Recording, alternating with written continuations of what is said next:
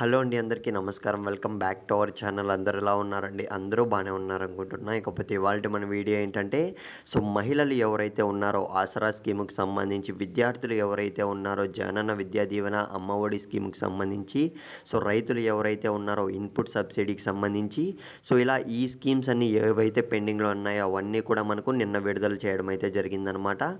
కాకపోతే ఎలక్షన్స్ ఉన్నందువల్ల ఎలక్షన్స్ అన్నీ కూడా కంప్లీట్ అయిన తరువాతే మనకు అకౌంట్‌లో అమౌంట్ అనేది వరుసగా జమ చేస్తూ వస్తామని అయితే మనకు అప్డేట్ రావడం అయితే జరిగిందనమాట. ఇవాళ రేపైతే మనకు అకౌంట్‌లో అమౌంట్ అనేది జమ కాకపోవచ్చు. కాకపోతే మీరు ఒక్కసారి స్క్రీన్ మీద అయితే గమనించండి. హైకోర్టు నుంచి మనకు ఆల్రెడీ అప్డేట్ అయితే రావడం జరిగిందనమాట.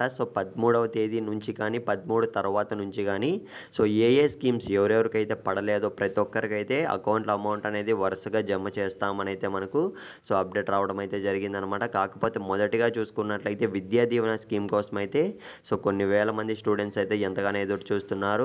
అలాగే చూసుకున్నట్లయితే ఆసరా స్కీమ్‌కి సంబంధించి కూడా చాలామంది మహిళలు అయితే ఎంతగానో ఎదురు చూస్తున్నారనమాట. ఇప్పటికీ కూడా అకౌంట్‌లో అమౌంట్ అనేది జమ కాలేదని అయితే బాధపడుతున్నారు. ఇవన్నీ కూడా 13 తర్వాత నుంచే క్రమంగా జమ చేస్తామని అయితే అప్డేట్ రావడం జరిగింది. వెయిట్ చేద్దాం. ఒకవేళ మనకు విడుదల చేస్తే మాత్రం చేస్తుంటే మాత్రం ఖచ్చితంగా అకౌంట్‌లో అమౌంట్ అనేది 13వ తేదీ నుంచి అయితే పడుతూ వస్తాయన్నమాట. మీకు ఏ స్కీమ్ పడలేదో కామెంట్ చేయడం మర్చిపోకండి.